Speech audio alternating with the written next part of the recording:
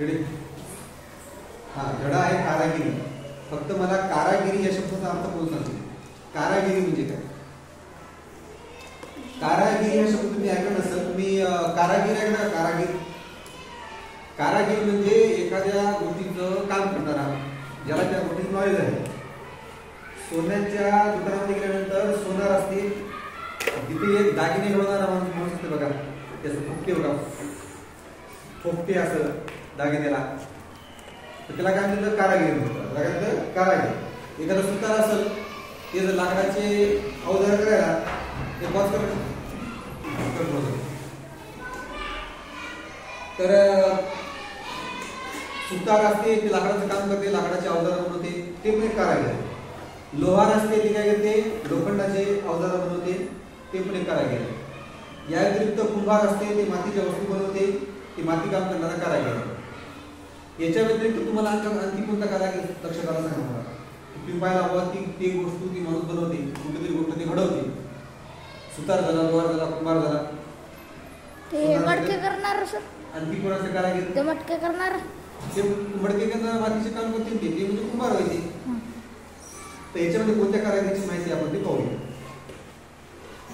मला आठवतं लहानपणी मी नेहमी आमच्या आजोळ घरात, आता हे मला आठवतं म्हणजे लेखक कुणाला, आजोळ घराच्या शेजारच्या कुंभारवाड्यात जायची, म्हणजे मुलगी आहे, तिथे एका फिरत्या चाकावर मातीचा गोळा ठेवला की कुंभाराच्या हाताच्या चपल्याने लहान मोठी मातीची भांडी तयार व्हायची. फार गंमत वाटायची बघताना. आमच्या घरी त्यावेळी मातीचीच भांडी असायची स्वयंपाकाला. बोगा, डेरा, घट, तरड, टिंगाणी, गाडगी असलं हरघडी लागणारं काय काय असायचं. आता बघा इथे दिल्या बघा, बोगा, डेरा, घट, तरड, टिंगाणी आणि गाडगी हे मातीची विविध आकाराची भांडी आहे. हे पहिले नाव होते याची. शेगड्या चुली पण मातीच्याच बनायच्या. खेळायला गुंडुगली, पूजायला बैल आणि गणपती, मुकोटे, नक्षीची कमान असलं बरचसं तिथं तयार व्हायचं. कुंभार हा निर्मितीचा धनी, त्याची ही कलाकुसर पिढ्याने पिढ्यांची, हरघडी लागणारी, धार्मिक कार्यासाठी उपयोगी पडणारी. आमच्या घरी आजी आजोबांचा हात या कामी थोडाफार बसलेला. नागपंचमीला ते चिखलाचं नाग तयार करून ताटलीत मांडायचे. बेंद्राला बैल तयार करून फळफुटावर ठेवायचे. लय गमत. वडील माणसांच्या हाताखाली असल्यावर मग कधी कधी आमचा पण हात कोणता तरी एक करायला वळवायचा. आमच्या शेजारी जिनगराचं घर, जिनगर हा शब्द या ठिकाणी आहे, जिनगराचं घर, तिथं पातळ गुलाबी रंगीत चुरमुऱ्या कागदात गुंडाळलेला सोनेरी नशीबना आणि जिगानं चकचकतेच्या शेंडीचा नारळ तयार झाला की भक्तांना तहान भूक हरपून जायची. लाकडी चौकोनातल्या काळ्याची जुळलेली दारावरील झगमगती तोरणं आणि लग्नाच्या वरातीतल्या नक्षत्र माला पाहिल्या म्हणजे तासंतास बघत राहावंसं वाटायचं. जिनगरांचा मामा लई कसबी माणूस. पाळण्यावरच्या खेळण्यासाठी राघू महिना तर अशा करायचा की खऱ्या खोट्यातली फसगत व्हायची. खेळण्यावर चमचमणाऱ्या चंद्र चांदणी शोभा तर अशी घुलवणारी की काय सांगा. खेळणी तयार करायला दुर्डा घरच्या कामट्या आणायला लागायच्या. त्यानिमित्ताने दूर गल्लीला गेलं की तिथल्या रवड्या, सुप, करंड्या, चाळण्या, परड्या, टोपल्या, पेट्या, पाळणी, चड्ड्या, खुर्च्या, टेबलं बघण्याजोगी असायची. कारागिरीची लय किमया. एकेकाचा हात या कामी असा सरावलेला असायचा की पाहणारं वाहवा मांडलीच पाहिजे. सगळं कसं मजबूत आणि देखणं, जडभारपणा नाही. फुलं वेचण्यासाठी बुरडागरची परडी आमच्या हातात अशी नकळत मारायची की गावातल्यांनी विचारावं कुठून आणली गाडी परडी, आमच्या पोलला पण मिळेल का. अशा वेळी तोंडावर हसू फुटायचं. आयटी मिरवावी वाटायची. आयटीवर निघाला म्हणून सांगितलं ना, आमच्या थोरल्या काकूला रांगोळी काढायचा दांडगा ना. ठिपक्यांच्या तऱ्हेच्या रांगोळी अंगणात ती अशी काढायची की त्या भुई फुलांना बघून उभ्या गावाने हेवा करावा. आम्ही मुली तिच्या हाताखाली शेणानं सरवायचं काम आमच्याकडं. ती सांगेल त्या रीतीनं आम्ही ठिपक्या मांडायचो आणि मग तिच्या चिमटीतली शिरगोळ्याच्या पिठाची धार अशी गिरवायची तिच्या हाताबरोबर की पाहणाऱ्यांना तोंडात बोट घातलंच पाहिजे. आमच्या शाळेत रांगोळीत हात बसलेली एक चिमा नावाची मुलगी होती, आमच्याच वयाची. एकदा आम्ही गावाबाहेरच्या तिच्या घरी भोंडला खेळायला गेलो तर तिथे वाघाच्या निरनिराळ्या सुंदर जिन्सा इथं तिथं पसरलेल्या आणि घरासमोर लांब कासरा तयार करण्यासाठी दोन्ही हात भरारा हलवत एक जण उभी.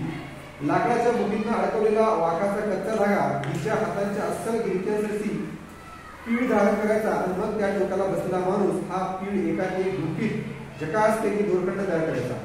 फार सुंदर होती ही हातचलाखी. कितीतरी वेळ मी ते पाहत उभी असायची. शिंकी, मुसकी, गोफण, चापत्या, दोर, कासरे, पिशव्या असलं काय काय शेतकऱ्याच्या घरात लागणार तर मस्तपैकी तयार व्हायचं. घेऊसं वाटायचं. कांदे बटाटे ठेवायला सैल चौकोनातल्या वाखाच्या पिशव्या आमच्या घरी तिथून यायच्या. ताकाचा डेरा घुसळण्यासाठी नवीला लागणारी लहान भांडणीची दोरी यायची. तसं पाहिलं तर आमच्या शेतकरी घरात अशी कारागिरीची एक एक वस्तू लागायची. पिढ्यानपिढ्या आपली कोणतीही एक कला जोपासणारी आणि त्यावर आपला उदरनिर्वाह करणारी ही मंडळी आमच्याकडे नेहमी येत राहायची. सुताराने याव आणि लाकडी पिढी देऊन जाव. पालक पाळणा आणून द्याव. डाव रवी घेऊन याव. घरातले काम त्याच्याच हातचे. दरवाजे तोच करायचा. तीच गोष्ट शिकवायची. आमचे कपडे तर तो शिवून आणायचा. पाच कपडे डाव रवी घेऊन याव. घरातले काम त्याच्याच हातचे. दरवाजे तोच करायचा. तीच गोष्ट शिकवायची. आमचे कपडे तर तो शिवून आणायचा. पण रंगीबेरंगी तुकडे पण घेऊन यायचा. आमची आजी त्यातून भावड्या करायची. अंगडी टोपडी नोकरांची चोळी पायगोळ प्रकार मुलांसाठी पांघरूण मोठ्यांसाठी वाटळ घरातच तयार व्हायची. लहानग्यांसाठी नक्षीदार दुपटी ही अशी शिवायची की घरोघरी मागणी आलीच पाहिजे. बारशाच्या वेळी कुणची तर अशी महिनाभर शिवायची ती की माहेरवाशीचा रुबाब सासरी झोपला गेलाच पाहिजे. गुणगारांसह ज्याच्या त्याच्या जवळ. आता बघा याच्यामध्ये कारागिरी सांगितली पण कोणा एकाची कारागिरी नाही सांगितली. खूप साऱ्या लोकांची कारागिरी याच्यामध्ये सांगितली आहे. दुसरी मला एक याच्यामध्ये प्रकर्षाने गोष्ट अशी जाणवली की याच्यामध्ये असे बरेच नवीन शब्द आहेत की जे आपल्या कोणाच्याच परिचयाचे नाही. शब्द आहेत मराठीच पण आपण कधी ऐकलेले नाही. ऐकले असतील नसतील आपल्याला अर्थ माहित नाही. त्यामुळे हा कारागिरीचा हा प्रथमच पाठ असा आहे की याच्यामध्ये जे शब्दात दिले पाठाच्या शेवटी त्याचे अर्थ आपण आधी करावा. म्हणून आपण आता काय करणार आहोत याचे शब्द त्याचे अर्थ मी प्रयोग देणार आहे ते तुम्हाला मी सांगणार आहे आणि तुम्ही ते लिहून घ्यायचं आणि अर्थ समजून घ्यायचे. कारण जोपर्यंत अर्थ समजून घेत नाही तोपर्यंत आपल्याला धडा समजणार नाही आणि व्यर्थ ते स्पष्टीकरण देण्यात काही अर्थ नाही. मी तुम्हाला शब्दात लिहून